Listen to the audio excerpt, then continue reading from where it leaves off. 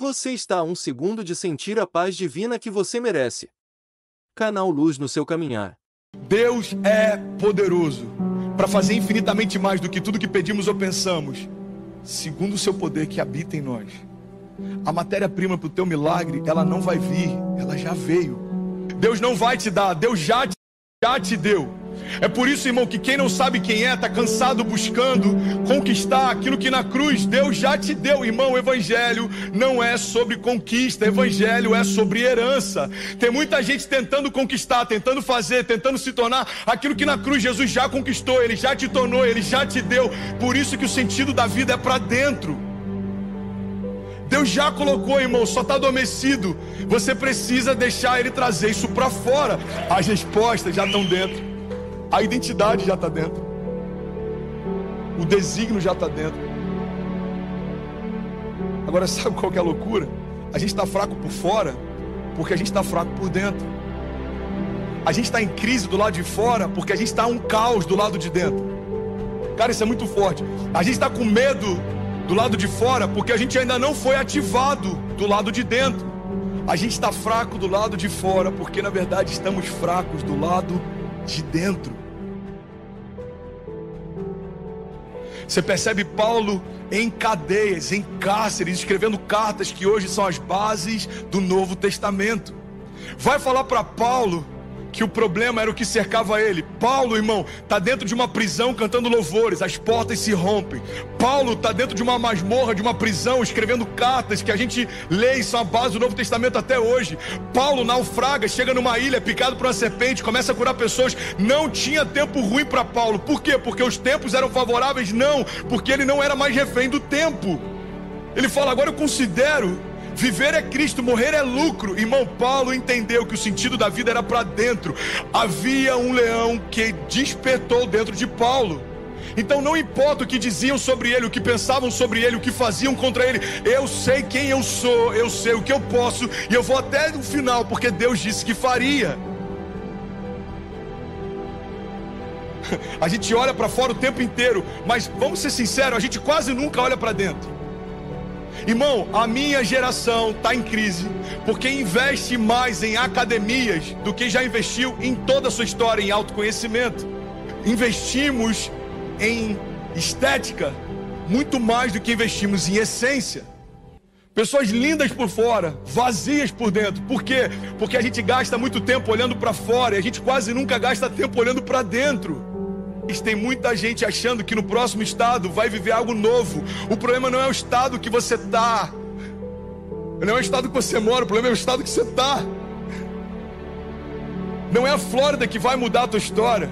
Não é o calor da Flórida que vai te alegrar. Não é o frio do norte que vai te abater. Não é a prosperidade da Califórnia que vai te abençoar. É o estado que você está, irmão.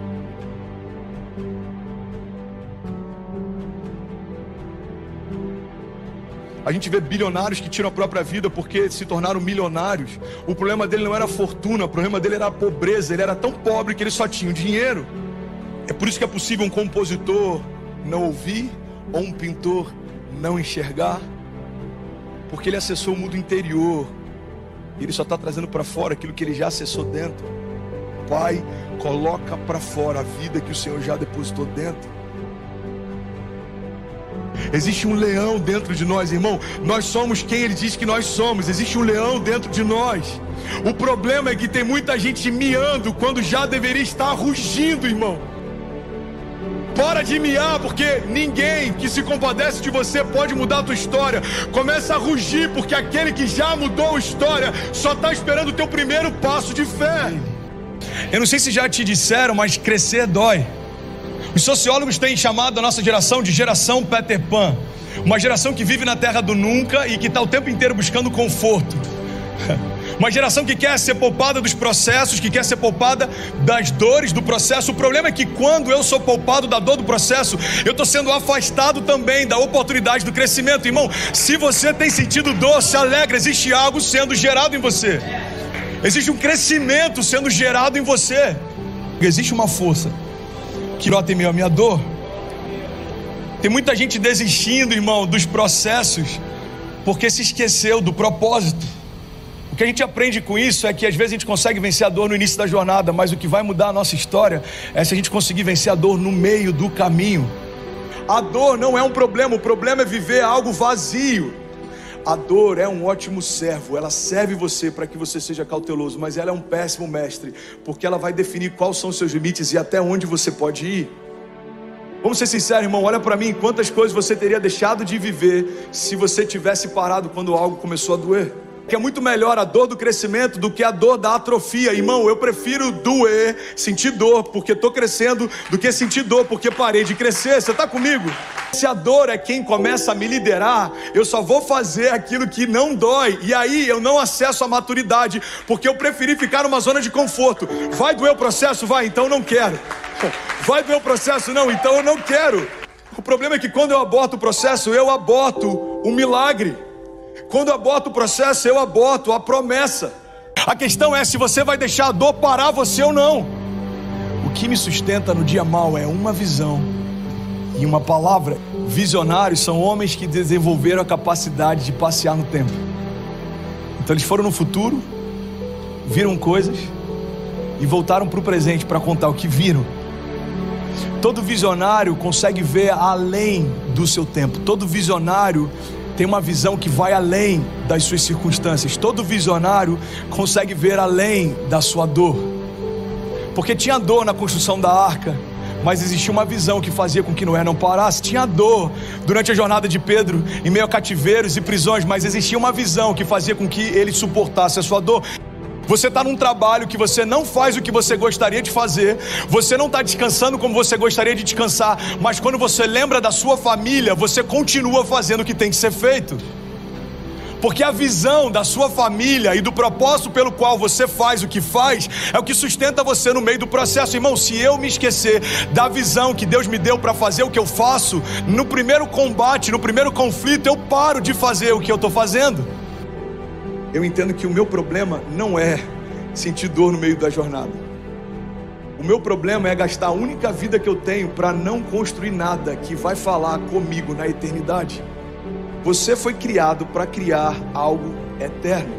E é por isso que se você gastar toda a sua vida com coisas que só terminam em você, você pode ter sucesso segundo os critérios dos homens, mas você vai se sentir vazio dentro de si. Por que tem gente que alcança o sucesso profissional e ainda assim se sente vazio? Porque não existe nada pior do que um sucesso completamente vazio de propósito. Então a gente tem que entender que se a minha natureza é criada para a eternidade, a única coisa que preenche ela são frutos que eles vão ser gerados para a eternidade. Você foi gerado para a eternidade. Você deve conhecer centenas de pessoas que tiveram sucesso aos olhos dos homens, mas ainda assim são vazios de Deus.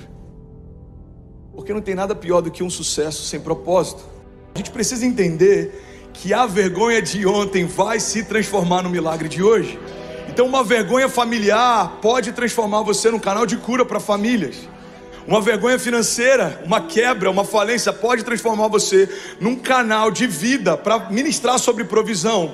É que em todo o processo da nossa jornada de fé vai existir dor, mas existe uma força que brota dessa dor. Você está comigo? Diga amém.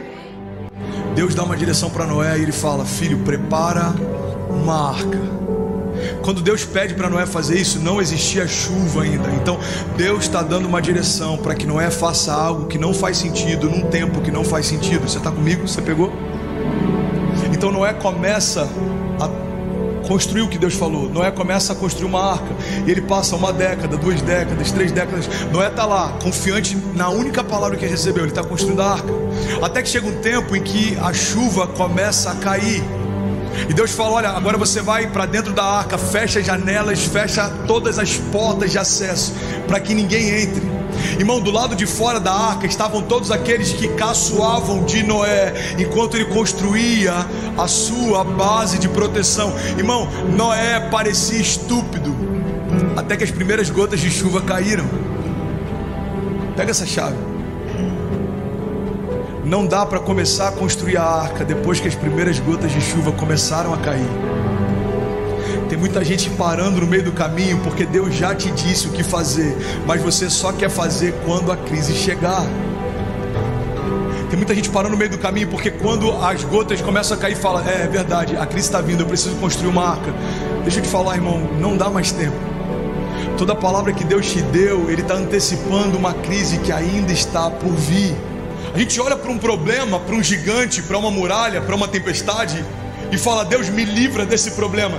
Deus está dizendo para alguns de nós: eu permiti que esse problema chegasse até você, para que a partir desse momento você vivesse um novo nível. E o problema é que às vezes a gente está olhando para fora, esquecendo que as maiores tempestades estão acontecendo dentro. Irmão, nenhum barco afunda pela quantidade de água ao seu redor, porque todos eles navegam em meio ao oceano. Mas todo barco que afundou é porque em algum momento deixaram a água entrar. Você está comigo? Diga amém. Essas crises têm muito mais a ver com como você está do que como as coisas estão. Às vezes a gente está angustiado achando que a nossa crise é o final da nossa história, quando na verdade o poder do Evangelho não se revela só quando um problema vem, mas é como a gente reage a partir desse problema. O problema não é de quem está liberando lixo, o problema é de quem está levando isso para dentro de casa. O problema não são as más notícias no jornal, o problema é se os jornais são o meu devocional. O problema não é se a mídia está querendo espalhar terror sobre a população. O problema é se eu não carrego uma palavra de esperança. Irmão, todo lugar que não foi preenchido por Deus vai ser preenchido por alguém. Então, se eu não estou sendo preenchido de palavras de esperança, de fé, de vida, a primeira má notícia vai encontrar espaço dentro de mim. Fé não é a certeza de ondas calmas. Fé é a certeza de que mesmo que elas me afundem, Deus sempre me traz à tona de novo. E de novo, e de novo, e de novo. E esse é o poder do testemunho, porque em algum momento alguém vai afundar do teu lado e você vai falar: ei, irmão, fique em paz, eu já tive onde você está. Sabe qual que é o poder do Evangelho? Não é a gente apontar o erro do outro, mas a gente liberar o destino sobre o outro. Eu sei o que você está passando, mas eu quero trazer você para aquilo que eu estou vivendo. Irmão, Evangelho nada mais é do que impulso. É você pegar alguém que está lá embaixo e trazer para a mesma altura que você está. Não tem vergonha em recomeçar, irmão. A vergonha é olhar para o meu problema mais do que a minha promessa. A vergonha é esquecer que dentro de mim existe a própria vida de Deus. Irmão, não tem vergonha em passar por dificuldades, mas você não pode parar em meio a elas. É normal, porque a fé, ela precisa ser falada se a gente espera que ela também seja vivida. Quantas vezes a gente vê Jesus perguntando para alguns homens: ei, o que você quer? Porque na verdade ele queria ouvir daquele homem: o que você crê? O que você quer? O que queres que eu te faça? Jesus, eu quero voltar a enxergar. Então seja feito conforme a sua fé. O que você quer? Jesus, eu quero poder ser livre dessa lepra e voltar para minha família. Então seja feito conforme a sua fé. A questão não é se Jesus tem proporcionado encontros. A questão é se a gente está dizendo para Ele o que a gente precisa quando esse encontro acontece. Deus é poderoso para fazer infinitamente mais do que tudo aquilo que pedimos ou pensamos, segundo o seu poder que em nós atua. Ele sempre faz mais do que esperamos.